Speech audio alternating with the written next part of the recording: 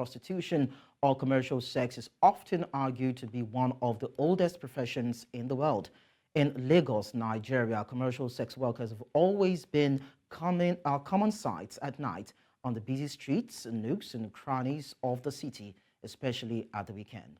Despite being characterized as a social vice, members of this profession are not only fast gaining popularity, but also seeming to be gaining a level of acceptance as they equally become more vocal.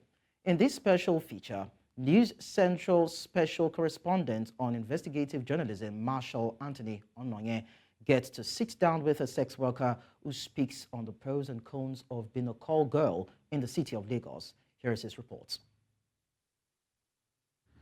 Prostitution is at an alarming rate in Nigeria.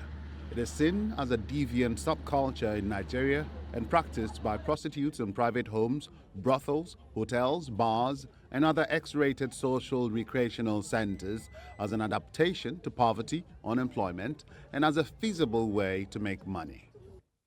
On a visit to one of the many brothels in the capital city of Ikeja, Lagos, I was greeted by a group of ladies standing by the doors to their cubicles and rooms where customers who come soliciting sex are taken in, and then, for as low as 1,000 naira, customers can have the pleasure they seek. After surfing through the array of ladies wooing me as a prospective customer, I met with Samantha.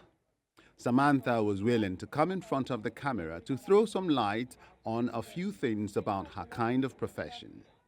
Market is very, very bad. And it's bad these days. Because you see a guy that is giving you maybe 20K or 15K for a short time.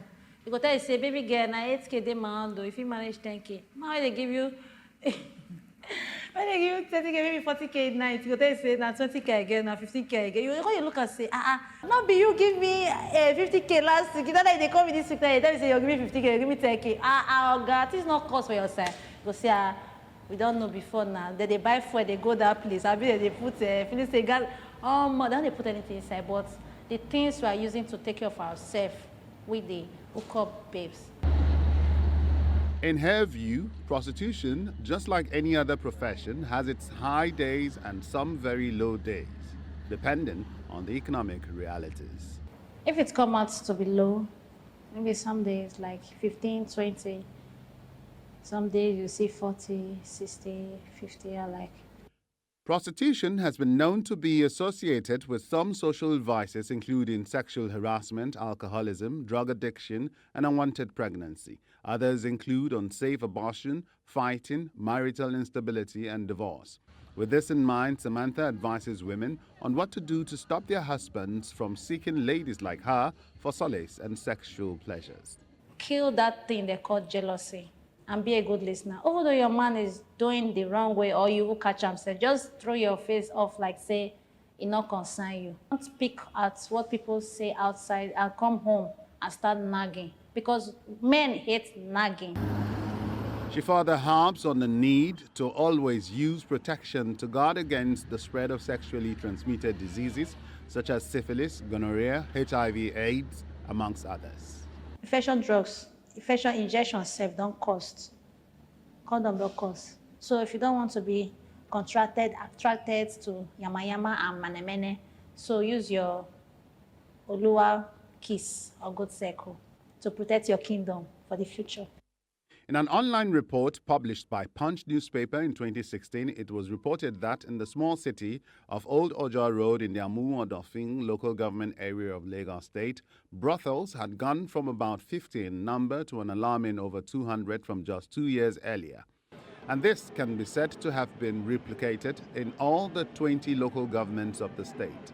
It is mostly on the heels of the impact these numbers can have on the Nigerian economy at large that rights advocate Libros Oshoma is suing to have these members of the society and their profession legally recognized. They legalize these things, and so you register them just the same way you, as a journalist, you are registered with an association. You register them, you ensure, because the job is dangerous, you also ensure that because of through registration, you are able to capture the data of people who are involved to ensure also that they carry out regular medical checks, just the same way you carry out regular medical checks. And so Why is government doing all of this? It's for the purpose of taxing. So you now know that this is a job. Let me tell you, do you know that the budget for sex in Nigeria is triple the national budget?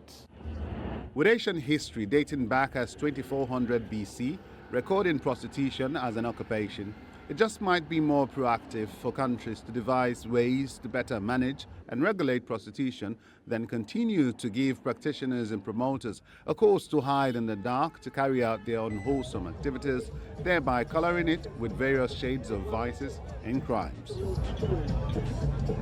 For News Central, Marshall-Anthoni Ononye.